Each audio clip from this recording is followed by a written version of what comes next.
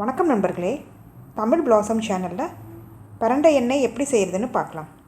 அதற்கு தேவையான பொருட்கள்: பிரண்டை 150 கிராம், புளி சிறிதளவு, 10 கிராம்பு, 4 பூண்டுப்பல், நல்லெண்ணெய் 300 ml. இரும்பு வாணலியில் நல்லெண்ணெய் ஊற்றிக்கலாம். எண்ணெய் சூடாயிடுச்சு.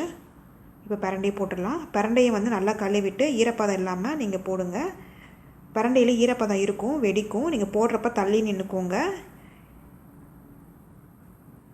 பாருங்கள், 2 நிமிஷம் ஆயிடுச்சு. கலரும் சேஞ்ச் ஆயிடுச்சு. இப்போ கிராம்பை சேர்த்துக்கலாம். பிரண்டை வெடிக்கிறனால தள்ளி நின்னே செய்யுங்க எண்ணெய் காய்ச்சிறப்போ. இப்போ பூண்டை தட்டி போட்டுக்கலாம். நல்லா காயட்டும். சிம்லேயே வச்சுக்கோங்க, ரொம்ப ஹை ஃப்ளேமில் வைக்காதீங்க.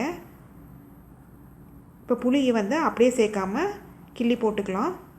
பிரண்டை அரிப்புத்தன்மை இருக்கனால தான் புளியை சேர்க்குறோம். புளியை சேர்த்தோம் அப்படின்னா அந்த அரிப்புத்தன்மையை முறிச்சு விட்டுரும். மூட்டில் இருக்கிற நீரை வெளியேற்றிடும். அதனால தான் புளியை சேர்க்குறோம். சிம்லேயே வச்சு நல்லா எண்ணெயை காய்ச்சிக்கலாம். பாருங்கள், பிரண்டை கலர் மாறிடுச்சு. நுரையும் அடங்கணும். நுரை அடங்குற வரைக்கும் நம்ம நல்லா சிம்லேயே வச்சு காய்ச்சி எடுத்துக்கலாம். இல்லைன்னா எண்ணெய் கெட்டு போயிடும். இது காய்க்கிறதுக்கு 35 நிமிஷம் ஆகும். பாருங்கள், நுரை அடங்கிருச்சு. இப்போ நம்ம அடுப்பை ஆஃப் பண்ணிடலாம். மூட்டில் எண்ணெயை தடவிட்டு அப்படியே விட்டுருங்க. நீவணும்னு அவசியம் கிடையாது. காலையிலையும் மாலையிலும் 2 டைம் யூஸ் பண்ணோம் அப்படின்னா நல்லா பலன் கொடுக்கும்.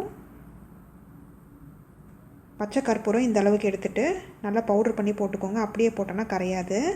இது நல்லா ஆறின பிறகு பாட்டிலில் ஸ்டோர் பண்ணி வச்சுக்கோங்க. பிரண்டை எண்ணெய் ரெடி ஆயிடுச்சு. இதை செஞ்சு பார்த்துட்டு உங்களோட கமெண்ட்ஸ் என்னென்னு சொல்லுங்கள். பிடிச்சிருந்தால் லைக் பண்ணுங்கள், ஷேர் பண்ணுங்கள், சப்ஸ்கிரைப் பண்ணுங்கள்.